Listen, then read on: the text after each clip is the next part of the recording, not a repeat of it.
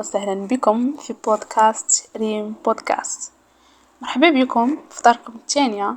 أنا ريم، واليوم غندويو على أهم الحوايج اللي خاص يكونوا فيكم وتحاولي تطبقيهم انتي إن شاء الله باش تحصلي على أحسن نتيجة، ماشي غير في حياتك الدراسية بل حتى الشخصية.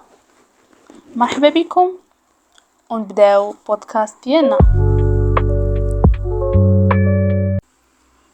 اول حاجه نركزوا عليها واللي هي الوقت واحد الحاجه اللي في اليوم ديالنا ما كنحسوش بها اكيد.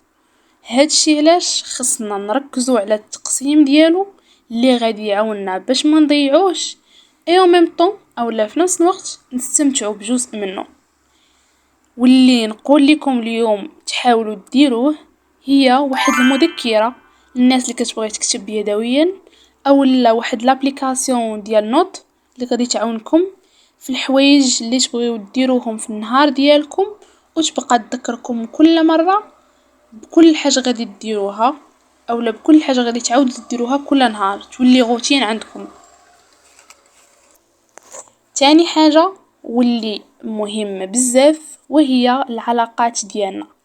بالنسبه لنا حنا الدريات معروفين انه بيناتنا حنايا الدريات كنتفاهموا دغيا وكنساجموا مع بعضياتنا دغيا، ولكن هذه حاجه ماشي ديما مزيانه، ماشي ديما كاع، حيت بزاف ديال الاحيان اولا بزاف ديال المرات كنتلاقاو مع شي ناس اللي ما مزيانينش، ماشي بالضروره يكونوا ما مزيانينش من برا يعني مبينين لينا بالافعال ديالهم، ولكن ممكن يكونوا داخليا كيخبيو شي حوايج اللي حنا ما كيبانوش لينا اولا كيبانوا لينا صراحه بواحد الطريقه اللي غير مباشره، واللي كيقدروا ياثروا علينا بواحد الطريقه اللي حنا ما كتبانش لينا كما قلت لكم.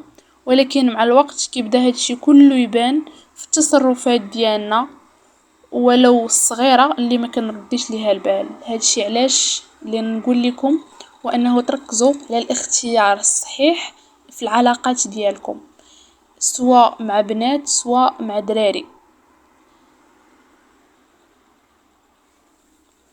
النصيحة الأخيرة واللي ممكن نكون استفدت منها أنا شخصيا ونبغي نشاركها معاكم، واللي هي التنظيم الدراسي. أشنو كنقصد بالتنظيم الدراسي؟ التنظيم الدراسي بمعنى أنه وانتوما كتحفظوا أولا كتبريباريو كل نهار أولا على حسب البروغرام ديال كل وحدة فيكم.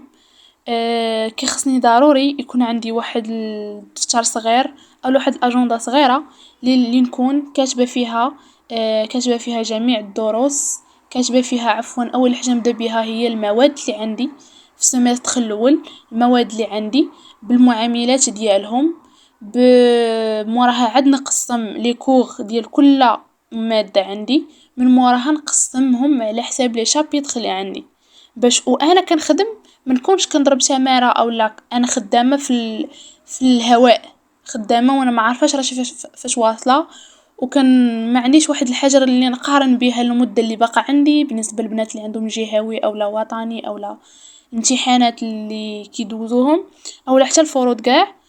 دونك كنكون خدامه وانا ما عارفاش بالضبط الوقت اللي عندي اللي خاصني نخدم فيه اولا شحال خدمت اولا شحال باقي ليا.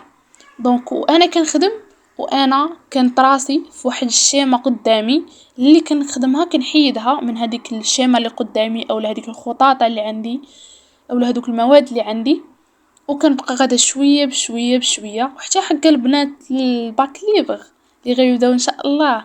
دونك هذه حاجه اللي غتعاونكم بزاف وغتلاحظوها انها غتسهل عليكم بزاف ديال الحوايج، ما غدوخوش، ما غاديش تبقاو غاديين كما قلنا في واحد نتوما غاديين بالخطوات ولكن ما عارفينش بالضبط فين غاديين. نتوما حداكم واحد الاجنده ديال كل نهار اولا واحد ديال التقسيم ديال كل نهار شنو غيخصكم تخدموا ايوا ميم طون كتشوفوا شحال باقي ليكم وانتوما مرتاحين وانتوما ما خايفين ما حتى حاجه، كتحيدوا ميم طون بزاف ديال لي سونتيمون خايبين ستريس بزاف ديال الحوايج كتحيدوهم. دونك كما قلنا التنظيم الدراسي اللي نركزوا عليه. واخيرا واللي ممكن نقول لكم هو أنه الدخول المدرسي ماشي غير بداية دروس جديدة، بل بداية فرص جديدة باش تكتشفي القدرات ديالك وتحققي الأهداف ديالك بكل خطوة صغيرة كديريها اتجاه أحلامك يوميًا، واللي غادي تشوفي الفرق الكبير إن شاء الله مع مرور الوقت ومع الإصرار ديالك ومع الثقة بالنفس ديالك. غادي نخلي لكم الفيديو اللي كيدوي بالتفصيل على الثقة بالنفس في الديسكريبسيون، نتمنى تشوفوه وتشاركوني الآراء ديالكم على الفيديو ديال اليوم وعلى حتى على التساؤلات ديالكم والمواضيع اللي تبغيوني ندوي فيهم في الفيديوهات الجاية ديالنا. نتلاقاكم فيديو جاي، بسلامة.